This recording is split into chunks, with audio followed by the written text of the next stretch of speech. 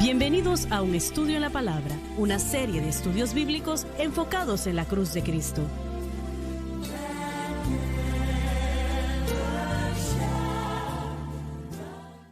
Bienvenidos hoy a Un Estudio en la Palabra. Este es el evangelista Jimmy Swaggart junto a Jim Woolsey y estamos alegres y contentos de estar con ustedes hoy. Estamos estudiando la Palabra de Dios y estamos estudiando el tabernáculo. Parece extraño, pero estamos tratando, ya unas cuantas semanas con la resurrección. Y la resurrección, pues, es tratada de una manera bastante simple en el tabernáculo, en lo que estamos estudiando, el candelabro de oro. Así que he sentido que sería de gran beneficio el tratar con esta doctrina tan importante y este tema de la resurrección, porque simplemente en muchas iglesias hoy en día estas doctrinas que son realmente el músculo, el centro, el fundamento de la palabra de Dios se están perdiendo y es sorprendente la cantidad de cristianos que no saben lo que es la resurrección, no saben de qué se está hablando. Ahora Pablo claramente nos habla acá y vamos a empezar una vez más en el versículo 52 del capítulo 15 de Primera de Corintios. En un momento, en un abrir y cerrar de ojos. ¿Cuánto tiempo tomará para que ocurra este cambio? Ahora, cuando suene la trompeta de Dios, Él nos dice: aquí os digo un misterio, todos ciertamente no dormiremos, pero todos seremos transformados en un momento, en un abrir y cerrar de ojos, a la final trompeta. Eso quiere decir que el Señor, y realmente no sé si es el Señor, le pertenece a Él. Es la trompeta de Dios, así que le pertenece a Él. ¿Quién va a tocarla? No tengo idea. Pero, de todos modos, habrá un cambio en un abrir y cerrar de ojos. Y yo quiero que usted considere esto. Esto es algo que tenemos que tratarlo un poco. Qué bueno que hay copilotos en los aviones, especialmente en los aviones de pasajeros. Porque, sin lugar a dudas, cuando suene esta trompeta, van a haber pilotos que son nacidos de nuevo y se van instantáneamente. Y hay un avión lleno de personas y algunos también se van a ir de aquel lugar, pero aquellos que no son salvos, no. Y alguien puede preguntar, pero ¿y qué tenemos que hacer para estar listos? Solamente una cosa: ser nacido de nuevo. Ser nacido de nuevo es lo único que tiene que hacer. Otras cosas son importantes, de gran importancia son. Pero el boleto para estar listo, diciéndolo de esa manera, es ser nacido de nuevo, y eso quiere decir aceptar a Cristo como su Salvador y Señor. Y cuando llegue ese momento, en un abrir y cerrar de ojos, nosotros seremos cambiados. Piense esto, es un momento rápido. Esto sucederá allí. Adelante. A la final trompeta. No denota por el empleo de la palabra final que habrán toques de trompeta sucesivos. Es posible, pero no es necesario. Sino que presenta que es el final de las cosas, refiriéndose a la edad de la iglesia. Ahora, voy a decir esto. Estamos llegando ahora al final del tiempo de la iglesia. Ya casi se termina, damas y caballeros. Ha durado ya casi 2000 años. Si recuerdo yo correctamente, creo que la iglesia hoy en día tiene 1973 años de edad. No estoy seguro, pero creo que ese es el número, muy cerca de allí. Y está llegando al final de las cosas. El mundo va a entrar en lo que Jesús refirió como la gran tribulación. Él dijo que será tan terrible, Mateo 24:21, tan terrible ese tiempo, que nada como esto jamás ha sucedido en el pasado y tampoco volverá a suceder en el futuro. Se llama la gran tribulación, el tiempo de la angustia de Jacob. Ahora, hay una posibilidad en la gran tribulación que está enfrente de nosotros, cerca, que sucederá después del arrebatamiento de la iglesia.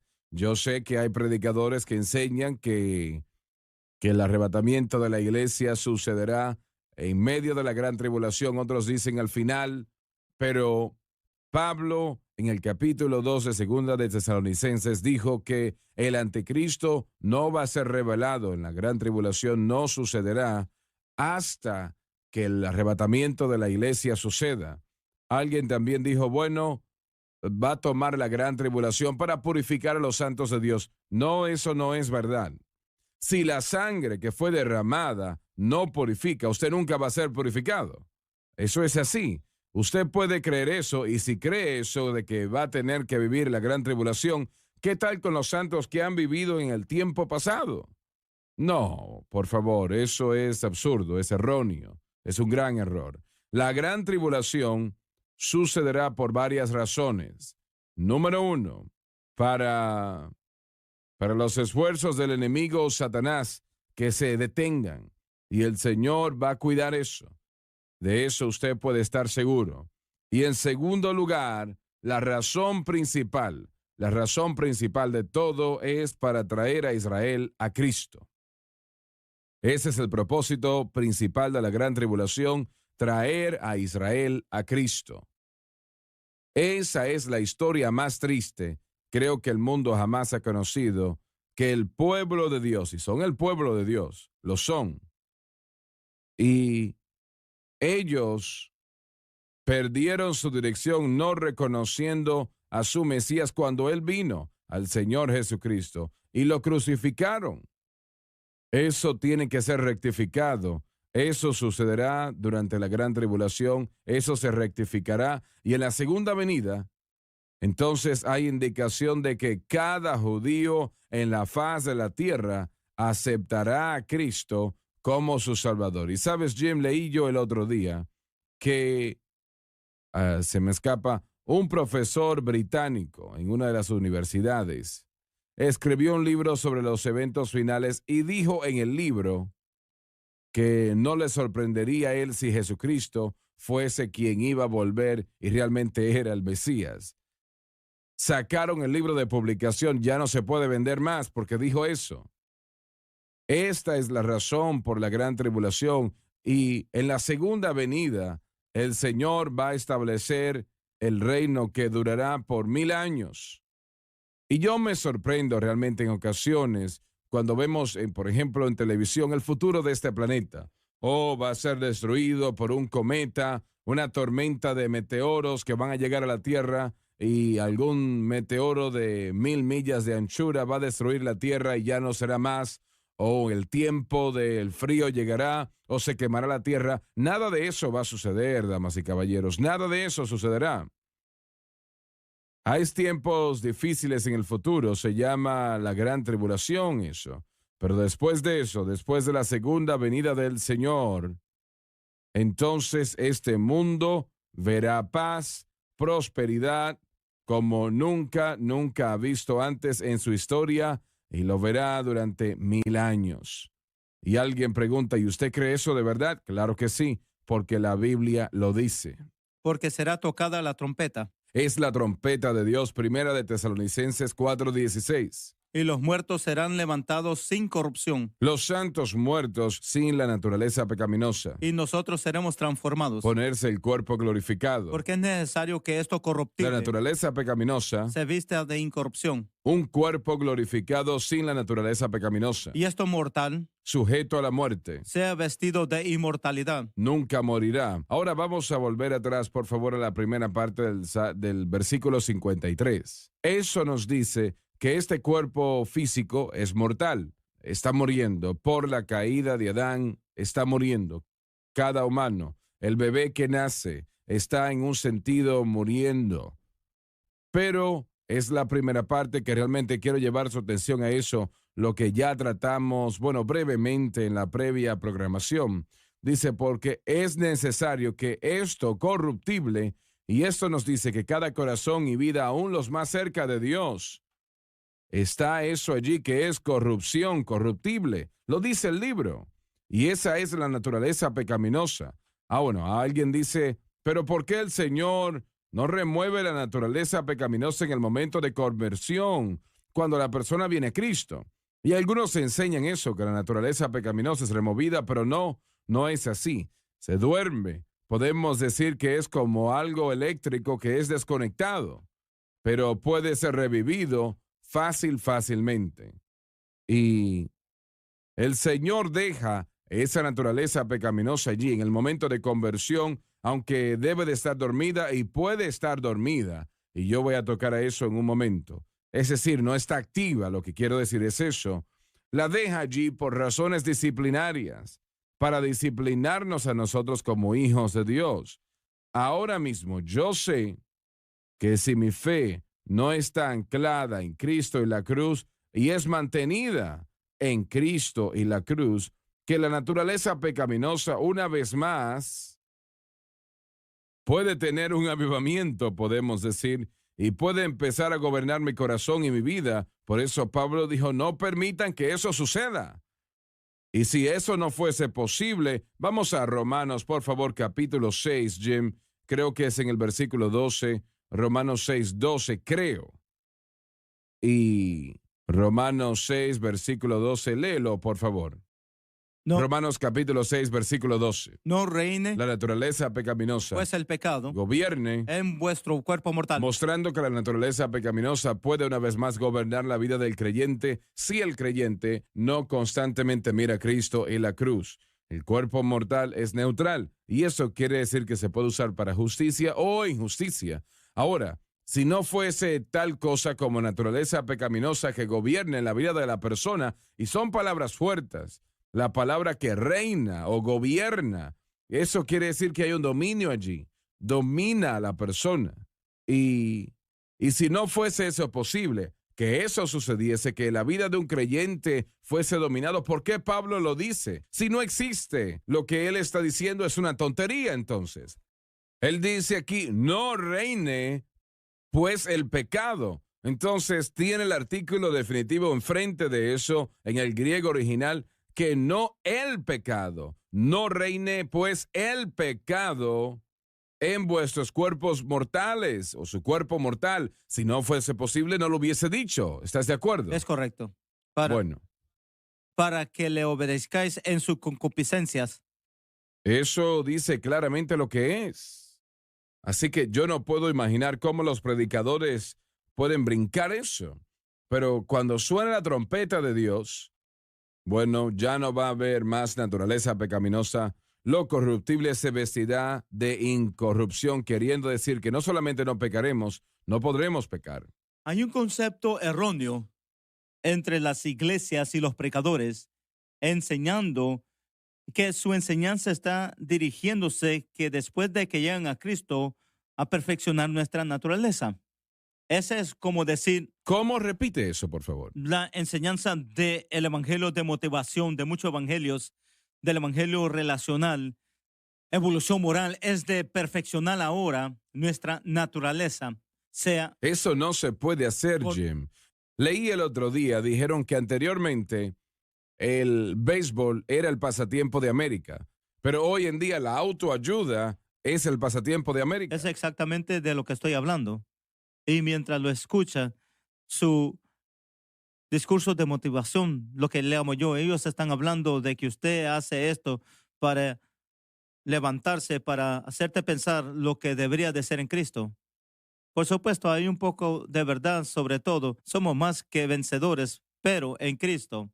Eso es lo que se le olvidan enfatizar. Ellos enfatizan el yo. Yo puedo hacer esto y lo otro. El yo no puede mejorar al yo, no importa cuántos gurús digan que usted puede, no importa cómo los ejercicios físicos que haga y las gimnasias mental que haga, el yo no puede mejorar al yo. Siempre cae corto.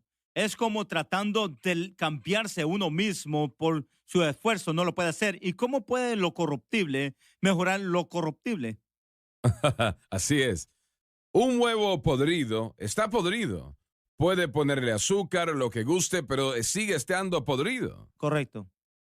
La única manera que podemos mejorar es de ser conformado a la imagen de Jesucristo. Así es. Y nosotros tenemos que admitir que necesitamos mejorar. Oh, sí. Definitivamente. Pero la diferencia de lo que estamos enseñando y lo que estas personas están enseñando...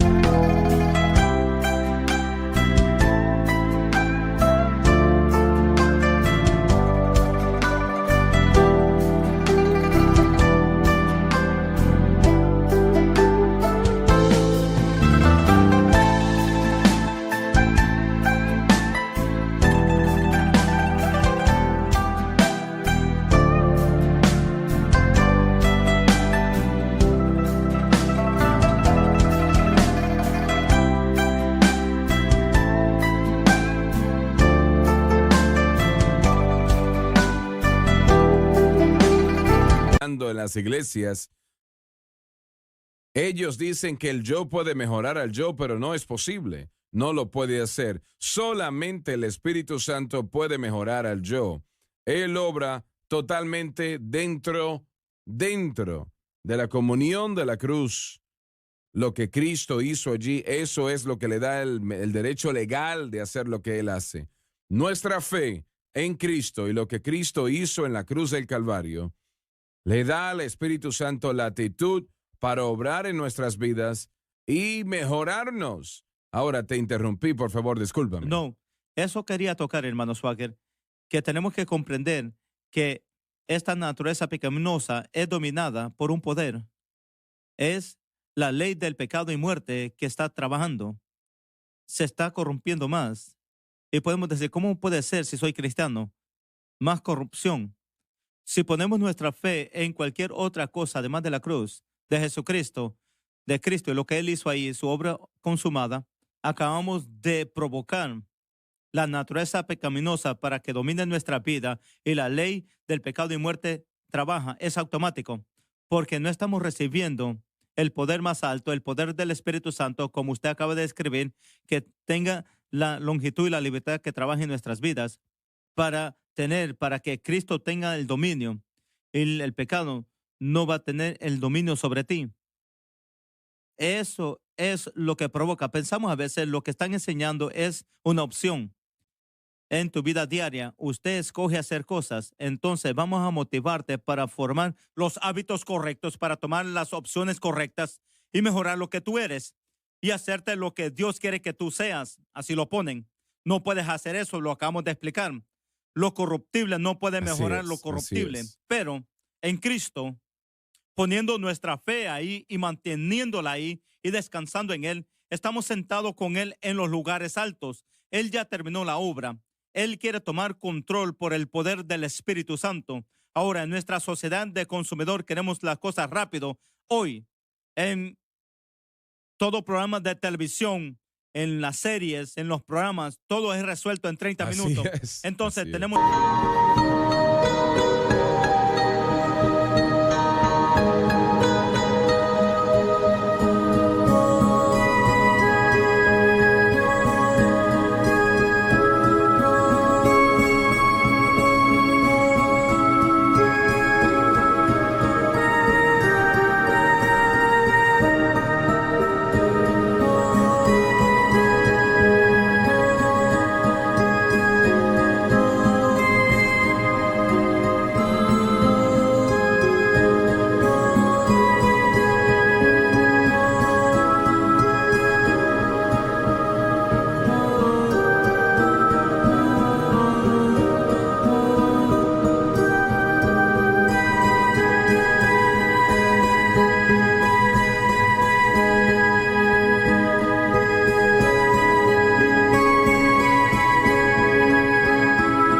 esta idea que Dios lo va a hacer ahora y ya terminé, ya lo entiendo y lo tengo para el resto de mi vida. No funciona así. Leí tras un predicador inglés años atrás, tal vez diría yo que 20, 25 años atrás o más.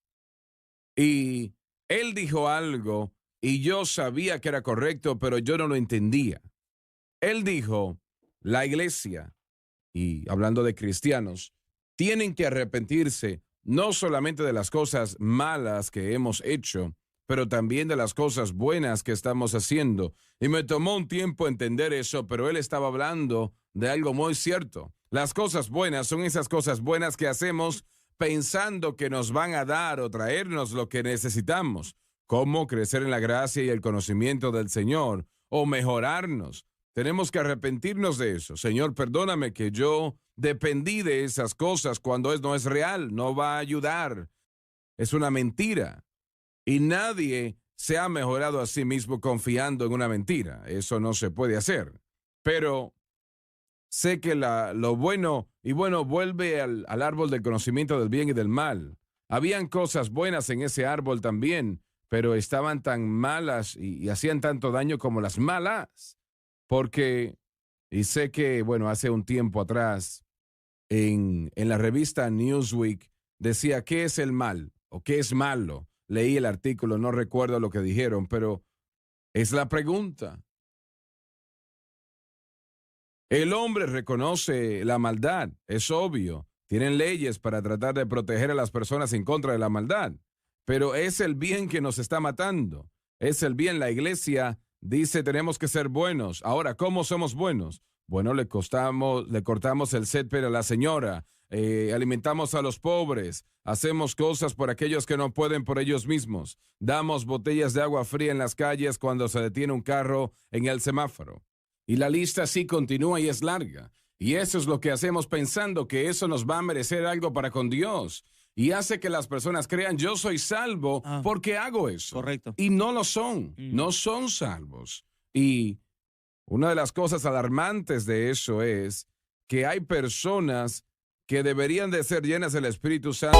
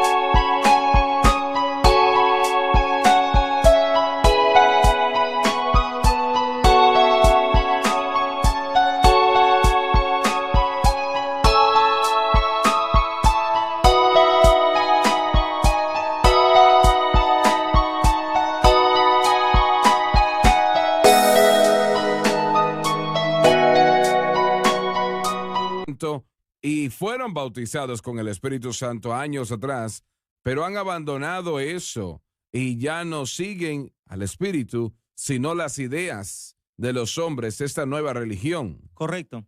Acaba de platicar con alguien ayer del oeste que me llamó. No son mi familia, pero miran el programa, lo vieron en cierta mañana, unas cuantas mañanas atrás, y estaban diciendo, sabe, mi hijo, necesitamos que oren por él. Él fue bautizado en el Espíritu Santo. Su pastor era pentecostal, bautizado en el Espíritu Santo, tenía la verdad. Pero el otro día, cuando estaban visitando su iglesia, ellos me dijeron de mantenerme callado de la profecía o las lenguas, porque no enseñamos eso en la iglesia ya. Ya hemos dejado todo eso. Ahora somos cristianos aquí sobre ese asunto. Y él estaba asombrado. Entonces, él se reunió con su hijo y le preguntó, ¿qué es esto? Su pastor, yo lo he conocido desde que es joven. Él estaba lleno del Espíritu Santo, predicando el Evangelio y todo. ¿Qué es esto? Y están construyendo la iglesia. Es como una iglesia mega, una escuela en un estado del oeste. Pero no son espirituales, no están dependiendo en el Espíritu Santo. Me parece que no. Lo están haciendo ellos solos, pero lo sorprendería, hermano Suárez, cuántas iglesias, cuántas personas están yendo ese camino para tratar de mejorar lo corruptible en nuestra propia fuerza, en nuestro rendimiento sin el poder del Espíritu Santo. Bueno, Jim, mucho de eso sucede porque vende. Las Correcto. personas se sienten bien de ellos mismos, no queremos escuchar de esto, aquello, esto del infierno y el pecado, el juicio, la cruz, la sangre. Eso es negativo, no queremos eso. Así que si quieres tener una gran cantidad de personas, hay predicadores que están entrando en eso. No muchos, pero una gran cantidad. O no todos, pero una gran cantidad sí. Y se ve bien, vende. Toda la operación está basada en cuántas personas están llegando y cuánto dinero está entrando. El desarrollo del alma de los hombres es ignorado completamente. Correcto. Lo final de esto es que si nosotros pudiéramos mejorar nosotros mismos o tener victoria sobre el pecado en nuestra propia fuerza,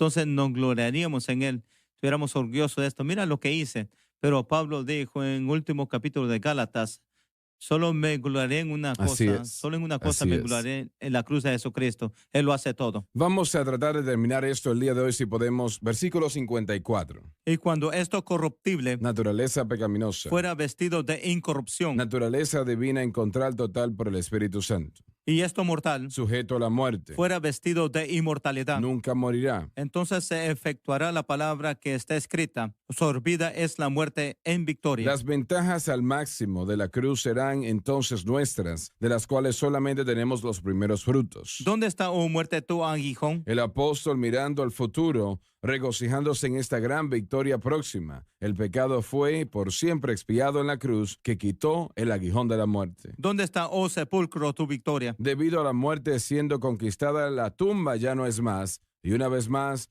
todo por lo que Cristo hizo en la cruz. Ya que el aguijón de la muerte es pecado. En realidad dice, el aguijón de la muerte es el pecado. La palabra el pecado se refiere a la naturaleza pecaminosa que ocurrió en la caída y resultó en la muerte. Y la potencia del pecado, la ley. Esta es la ley de Moisés, define el pecado y dio énfasis en su penalidad, la cual es la muerte. Pero gracias a Dios que nos da la victoria por medio de nuestro Señor Jesucristo. Esta victoria fue ganada exclusivamente en la cruz y la resurrección que rectificó lo que fue hecho. Así que, hermanos míos amados, estad firmes Establecidos con su fe firmemente arraigada en la cruz de y Cristo, constantes, no permitiendo que su fe sea movida de la cruz de Cristo, creciendo en la obra del Señor siempre, compartiendo con los demás lo que Cristo ha hecho en lo que tiene que ver con su gran victoria en la cruz. sabiendo que vuestro trabajo en el Señor no es en vano. Está proclamado que la palabra de Dios siempre traerá resultados gloriosos. Retomaremos el estudio en la próxima programación con la enseñanza sobre el candelabro de oro y este tabernáculo. Oro que usted haya recibido algo especial en esto en las últimas 2 o 3 semanas en este tema de la resurrección. Espero que se queden en sintonía.